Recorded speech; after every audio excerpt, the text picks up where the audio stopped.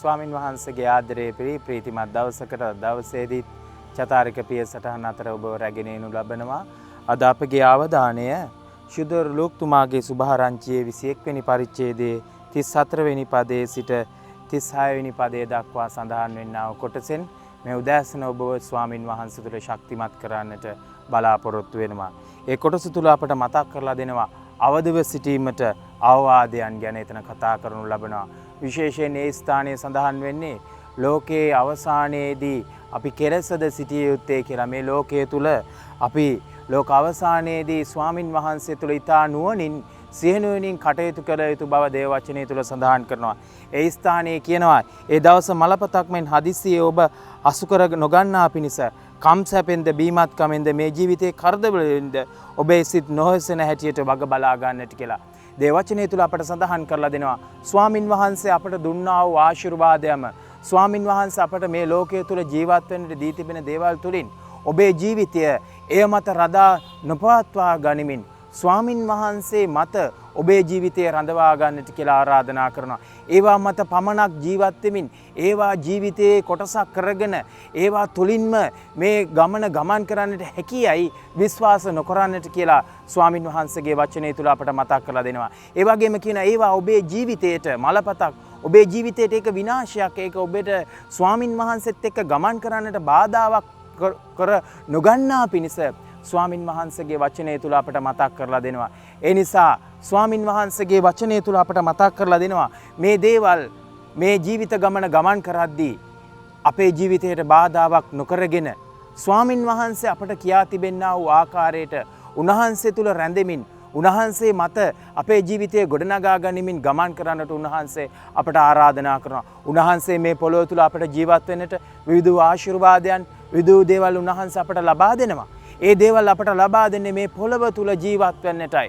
නමුත් අපි ජීවත් වෙද්දී අපේ ජීවිතයේ උන්වහන්සේට වඩා ඒ දේවල් වලට එල්බගෙන ඒ දේවල් මතම ජීවිතේ ගොඩනගා ගන්නට උත්සාහ කරමින් ගියොත් ඔබව මාව ස්වාමින් වහන්සේ ඉදිරියේ උන්වහන්සේගේ පැමිණීමේදී උන්වහන්සේ වෙතට ගමන් කරන්නට නොහැකි වෙන නිසා මේ ලෝකයේ තුල ජීවත් වෙද්දී මේවා මත ජීවිතේ රඳා නොපවත්වා ගනිමින් ස්වාමින් වහන්සේගේ වදන් මත උන්වහන්සේ තුල ගමන් කරන්නට උන්වහන්සේ ආරාධනා කරනවා. ඒ වගේම අවදි වීමෙන් මේවා කුමක්ද මේවා අපේ ජීවිතයේ අපව මේවා විනාශය කරා ගෙනියනවාද කියලා අවබෝධ කරගෙන අපි ගමන් කරන්නට තිබෙනවා. ඒ නිසා මේ කාලය තුල විශේෂයෙන් මේ ලෙන්ත කාලය තුල අපේ ජීවිතය අප අවදි වෙමු.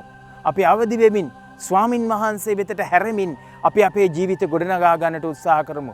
අපි මතක් කරගනිමු අපේ ජීවිතයේ රඳා පවතින්නේ මේ දේවල් මත පමණක් නොවන බව. මේ දේවල් අපට මේ පොළොව තුල ජීවත් වෙන්නට අත්‍යවශ්‍ය වෙනවා. හැබැයි ඒවා මත නෙමෙයි මා ප්‍රේමවන්ත සහෝදරයා සහෝදරිය අප උන්වහන්සේ රැගෙන යන්නේ. උන්වහන්සේගේ වචනය තුල උන්වහන්සේගේ වචනයට හැරෙමින් යාඥාවෙන් උන්වහන්සේ තුල බයිබලය අධ්‍යයනය කිරීමෙන් උන්වහන්සේ වෙතට ලං වෙමින් අපි අපේ ජීවිත ගොඩනගා ගන්නට තිබෙනවා. ඒවා මත අපි ජීවිතය ගොඩනගා ගන්නට ගියොත් ඒවා මතම අපි අපේ රැඳෙමින් ගමන් කරන්නට ගියොතින් අපව ඒ තුලින් යක්ෂයා විනාශය කරා රැගෙන යන්නට යනවා. ඒ නිසා අපි මේ වෙලාවේදී වටහා ගනිමු ස්වාමින් වහන්සේ මත අපේ ජීවිතය ගොඩනගා ගන්නට අපි අවදි වෙමු. මේ ලෝකයේ තුල තිබෙනා වූ දේවල් දිහා බලලා ඒවා මත ජීවිතය ගොඩනගාගෙන ඒවා තුලින් අපේ ජීවිතය විනාශ කර ගන්නට යනවාද? ස්වාමින් වහන්සේ අපට ආරාධනා කරනවා. උන්වහන්සේ තුල ගොඩනැගෙමින් උන්වහන්සේගේ වදන් වලට අපේ ජීවිතය ලං කර ගනිමින් ගමන් කරන්නට උත්සාහ කරමු. අපි මේ දේවල් උන්වහන්සේ සමග ගමන් කරන්නට මර උගුලක් නොකරගෙන මේ දේවල් උන්වහන්සේ තුල ගමන් කරන්නට ආශිර්වාදයක් හැටියට ඒවා සකස් කරගෙන අපි ගමන් කරන්නට තීරණය කරගනිමු. ඒ නිසා ස්වාමින් වහන්සේ අපට ආරාධනා කරනවා දේව රාජ්‍ය අහිමි නොකර ගන්නටත් දේව රාජ්‍ය තුල ජීවත් වෙන්නටත් දේව රාජ්‍යයේ තිබෙනා වූ දේවල් හරිහැටි වටහාගෙන ඒ දේව රාජ්‍යය තුල ගමන් කරන්නට ස්වාමින් වහන්සේ අපේ කෙනෙක්ට ආරාධනා කරන නිසා දේව වචනය තුල අපට මතක් කරලා දෙනවා එබැවින් මේ සිදුවන ආපදා සියල්ලෙන් ජාන්විතව ගැලවෙන පිණිස මනුෂ්‍ය පුත්‍රයාණන් ඉදිරියේ පෙනී සිටීමට පිණිස අයදීමෙන් හැම වෙලෙම අවදිව සිටින්න ස්වාමින් වහන්සේගේ වචනය තුල කියනවා. උන්වහන්සේ ඉදිරියේ ඉන්නට යාඥාවෙන් අයදීමෙන් ජීවිතේ උන්වහන්සේ වෙතට හරවාගෙන ගමන් කරමු.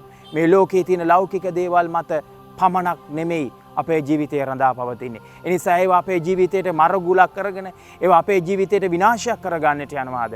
ස්වාමින් වහන්සේ කෙනා උන්වහන්සේ මත රඳා පවතිමින් උන්වහන්සේ තුල ගමන් කරන්නට මේ දවසේ ස්වාමින් වහන්සේ අපේ එකිනෙකාට ආරාධනා කරනවා. එලෙස ගමන් කරන ස්වාමින් වහන්සේ අපි හැම දිනාටම මඟ පෙන්වන සේක්වා. ආමෙන්.